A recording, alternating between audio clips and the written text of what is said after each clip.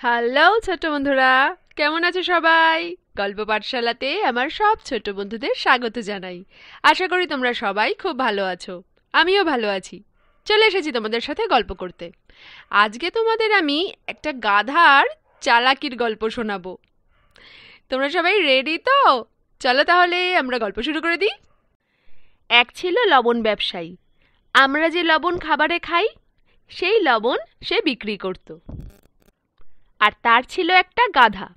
গাধার পিঠে করে লবণের বস্তা নিয়ে সে দূরে দূরে গ্রামে গ্রামে বাজারে বাজারে লবণ বিক্রি করত। কিন্তু তার গাধাটা ছিল খুব কুঁড়ে। সে শুধু বসে বসে খাবে আর ঘুরে বেড়াবে। মালিকের সাথে লবণের বস্তা নিয়ে বাজারে গ্রামে যেতে তার একটুও ভালো লাগে না। কিন্তু কিছু করারও নেই, যেতে তো তাকে হবেই। একদিন ব্যবসায়ী লবণের বস্তা গাধার পিঠে বেঁধে বের হলেন। প্রতিদিন ওরা যে পথ দিয়ে যায় সেখানে একটা ছোট্ট নদী পড়ে। গাধাটা মাঝে মাঝে জল পিপাসা পেলে ওই নদী থেকে জলও খায়। সেদিনও সে নদী থেকে জল খেতে গেল। কিন্তু হঠাৎই গাধাটা পা পিছলে নদীর জলে দুম করে পড়ে গেল। যা, লবণের বস্তা শুদ্ধ গাধাটা জলের মধ্যে দুম করে পড়ে গেল। সঙ্গে সঙ্গে মালিক ছুটে গেছে গাধাটাকে তোলার জন্য। কিন্তু তুললে কি হবে, লবণ তো সব জলের মধ্যে গলে গেছে। গাধাটা দেখলো, বাহ, পিঠটা তো বেশ হালকা হালকা লাগছে। কিন্তু মালিক ওদিকে হাই হাই করতে লাগলো, এ কি সর্বনাশ করলি রে, আজ যে আমার কিছুই বিক্রি হবে না, এত টাকার জিনিস তুই ক্ষতি করে দিলি, চল বাড়িতে। সেদিন আর কোনো বেচাকেনা হলো না, তারা বাড়িতে চলে এলো। গাধাটা এদিকে ফন্দি করতে লাগলো যে এরকম যদি রোজ এই জলের মধ্যে পড়ে যাওয়া যায় তাহলে তো আমার পিঠের বোঝাও হালকা হয়ে যাবে আর বাড়িয়ে চলে আসা যাবে। সে মনে মনে ভেবে রাখলো যে পরের দিনও সে এটাই করবে। পরের দিন সকালে ব্যবসায়ী আবার তৈরি হলেন, গাধার পিঠে লবণের বস্তা বেঁধে নিয়ে বেরিয়ে পড়লেন। পথে পড়ল সেই নদী, আর গাধা গেল জল খেতে। মালিক তো আর জানে না যে গাধার মনে কি আছে। এদিকে গাধা মনে মনে আনন্দ করছে যে সে এক্ষুনি নাটকটা করবে আর তার ছুটি হয়ে যাবে। আর সে করলও তাই।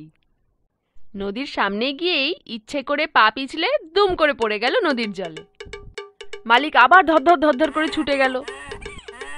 সেদিনও লবণের বস্তাগুলো সব জলে নষ্ট হয়ে গেল। মালিকের মনে এবার একটু সন্দেহ হতে লাগলো, গাধাটা কি ইচ্ছে করেই জলের মধ্যে পড়ে যাচ্ছে? গাধাটা যে কুঁড়ে সে তো সে জানেই। কালও পড়ে গেল জলের মধ্যে, আজও পড়ে গেল একইভাবে। মালিক আর গাধাটাকে কিছু বলল না সেদিন, চুপ করে বাড়ি চলে গেল। গাধাটাও সেদিনও মহানন্দে ঘুরে বেড়ালো। পরের দিন সকালে তার মালিক লবণের বস্তা তার পিঠে না বেঁধে একটা কাপড় বোঝাই করা ভারী বস্তা তার পিঠে বাঁধল। তারপর সে বেরিয়ে পড়ল। গাধাও মনে মনে ভেবেই নিয়েছে যে সে একই কাজ আজও করবে আর তার ছুটি হয়ে যাবে।